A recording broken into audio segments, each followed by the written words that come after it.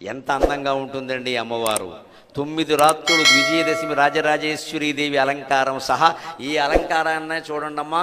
అంతటా ఆయుధాలు ఉండొచ్చు, రకరకాలుగా ఉండొచ్చు, మొహంలో మాత్రం చిరునవ్వే ఉంటుందమ్మా. ఈ 10 రోజుల రూపాల్లో ఏ రూపంలో కూడా అమ్మవారు కోపంగా ఉండదు. మహాసరస్వతి, మహాలక్ష్మి, మహాకాళి అన్ని రూపాల్లో ఆవిడ ప్రసన్నంగానే ఉంటుంది. అందున కనకదుర్గ చాలా చిత్రంగా ఉంటుందండి. కనుము చిత్రమదియే, కనుము చిత్రమదియే, గాండ్రించు పులి మీద కనుము చిత్రమదియే, గాండ్రించు పులి మీద కరుణ కాలి మీద కాలు మోపే.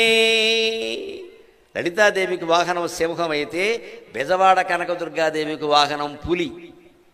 ఆ పులి మీద కనకదుర్గ కూర్చున్న చిత్రం ఉంటుంది చూడండి, ఎంత అందంగా. అసలు ఇలా కాలేసుకుని ఇలా పెట్టి కనుము చిత్రమదియే, గాండ్రించు పులి మీద కరుణ కాలి మీద కాలు మోపే. కింద గాండ్రించే పులి, పైన కరుణ కలిగిన అమ్మవారు. ఇది నా భారతీయత, ఇది నా హిందూ ధర్మం.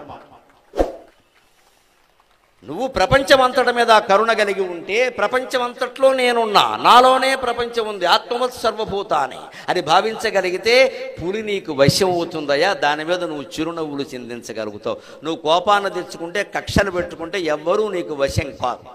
ఆయుధానికి తాత్కాలికంగా వశం అవుతారు, అనురాగానికి శాశ్వతంగా వశం అవుతారు. మనుషులు గుర్తుపెట్టుకోవాలి. ఆయుధాలకి తాత్కాలికంగా వశం అవుతారు. భయపడతాడు, బయటికి వెళ్ళాక ఏమంటాడు, అంతకంటే పెద్ద ఆయుధం ఉంటేనా వేసి పారేసేవాడిని అంటే అయిపోయింది వీడి పని. పెద్ద ఆయుధం లేకవాడు ఆగాడు, వీడి మీద గౌరవంతో కాదు ఇక్కడ. కానీ ప్రేమతో కనుక మనుషుల్ని మనం చూడగలిగితే, ప్రేమ పాశానికి బొద్దులైన వాళ్ళు మన కళ్ళ ముందు నుంచి కదలరండి. వాళ్ళు మనం వెళ్ళమన్నా వెళ్ళరండి.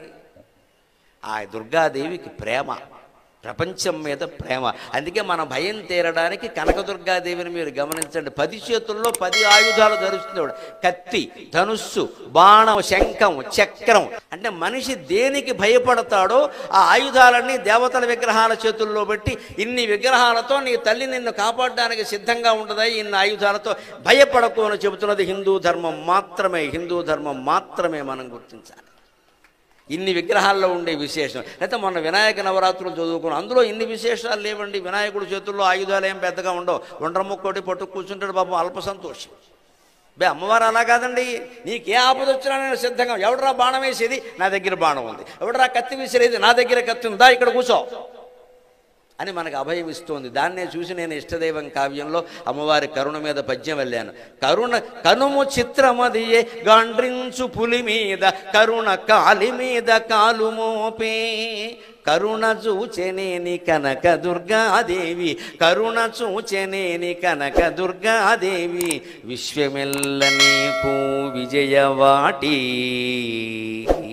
కరుణ చూచెనేని కనక దుర్గాదేవి, విశ్వమెల్ల నీకు విజయవాటి. విజయవాడ, విజయవాటి తేడా ఏం లేదండి. వాటి శబ్దమే వాడ అయింది. ఒక్క విజయవాడ కాదు, ఈ విశ్వమంతా మనకి విజయద్వారం కావాలి అంటే కనకదుర్గాదేవి మీద నమ్మకంతో ఉండాలి. మనం పులి మీద కూర్చున్న అమ్మవారిని నమ్మాలి, భయపడి పారిపోవడం కాదు. మన ప్రయత్నం అంతా మనం చెయ్యాలి.